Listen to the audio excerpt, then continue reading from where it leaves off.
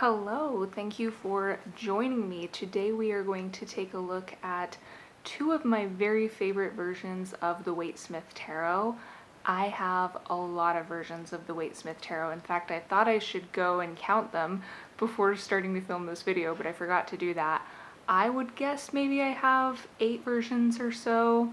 For a long time, my favorite one was the Centennial version, which is published through US Game Systems. That's one of the ones I'm going to show you in this video.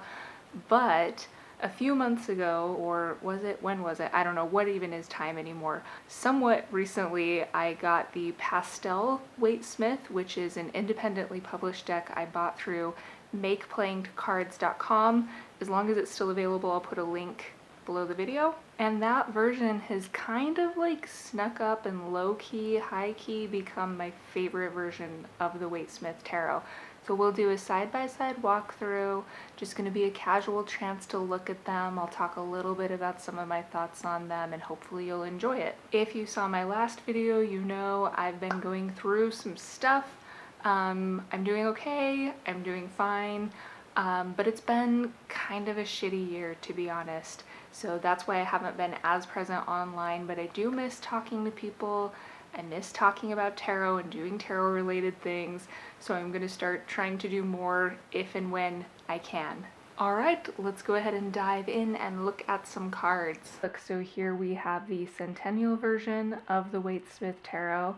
The box on mine has clearly seen some love and affection in its day. Here you can see where this has been taped back together at some point. And then this is the Pastel Waite-Smith Tarot, which comes in this very nondescript plain tuck box, but it's what's inside that's the real star of the show here. So first up we have the Fool, and there's not too huge of a difference here, but you can already see a few things starting to happen. There's more of this almost like teal color for the blue, and the yellow is a bit more of a brighter washed out yellow, and then we have the hints of purple through here. You know, I never really noticed this until looking at these decks side by side, but I think the colors could have been more vibrant in the pastel version. They're almost a little bit washed out, but obviously I still really like them. And in the Magician, we start to see one of my favorite things about this deck, which is that it brings in a variety of skin tones, so we're not just looking at a bunch of light-skinned people through the entire deck. The cards in the pastel version that use the kind of purpley colors are some of my favorites, including the High Priestess, and you'll see when we get to the Suit of Cups, that suit is very purpley, pinky as well. The Empress, I love her pink hair. Now we start to see some bigger differences. Of course, I really like bringing in the pinks and purples into the Emperor. Good change of pace there. With the Hierophant, you might be able to tell, I'm not sure if this is going to show up on camera, but I think whoever created this deck was actually trying to bring in even more of a wide range of skin colors, but it's not always easy to tell.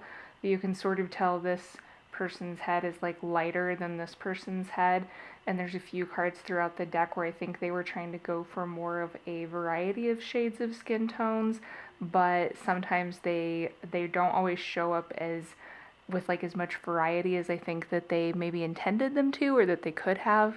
The Lovers brings in something else that I like about this deck. So I was talking about a variety of skin tones, and in addition to sort of standard human skin tones, there's also a few cards in this deck that bring in like otherworldly.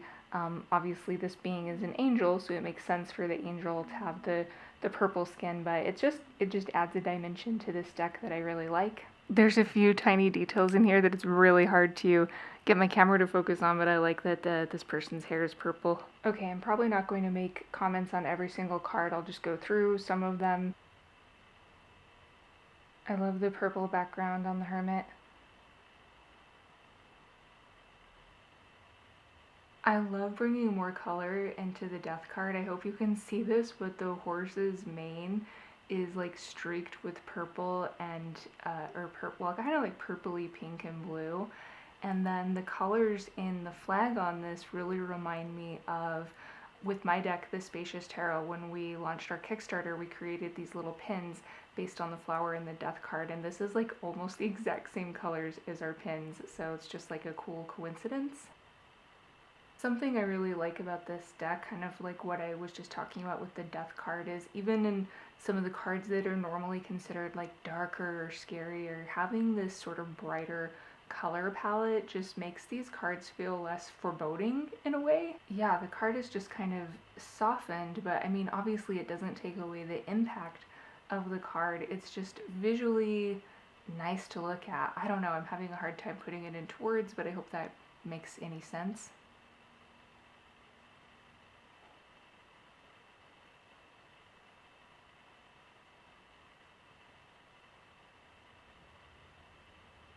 The aces in this deck are some of my favorite cards in it. I love just this like little simple detail of having the painted fingernails and then the colored leaves on the Ace of Wands. It really just changes the vibe of the whole card.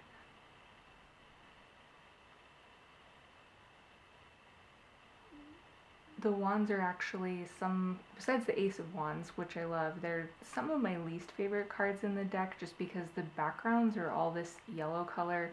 And that happens a lot throughout the minor arcana in this deck, that they'll have like a sort of uniform color for the background, but there's usually more variety in it, and the wands are all just this kind of same yellow, but it is what it is.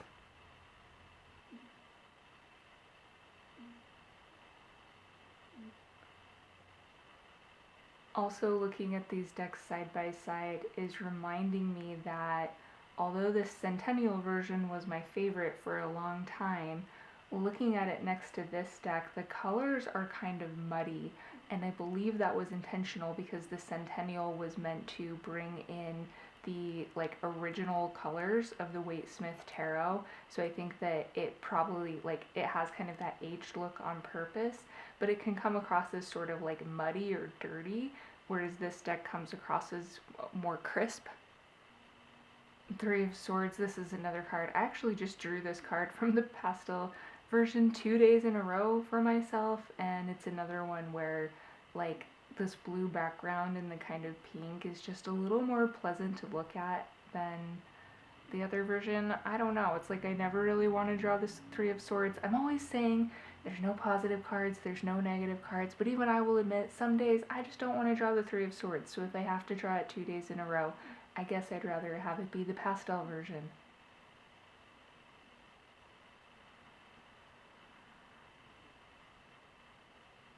Nine of Swords isn't much more cheerful though, is it? Yeah, I do think some of the saturation could be more intense in the pastel deck. Like, look at the black. The black is not really a true black. It has a very washed out feeling to it. I love the Ace of Cups. Oh man, I would have a really hard time picking my favorite ace in this deck. It actually might be one we haven't got to yet. It might be the Ace of Pentacles. Stay tuned. I just drew the Six of Cups the other day, and I actually made a TikTok giving a quick tarot tip, which is especially when you use the same deck for a long period of time, you can tend to just notice the same things over and over in the imagery. So the tip is to look for something in the image that you don't normally notice or you don't normally infuse into your interpretations.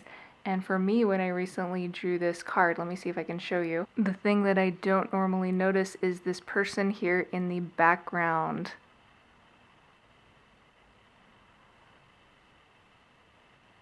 And look at that pool of water at the feet of the Queen of Cups. It's just pretty.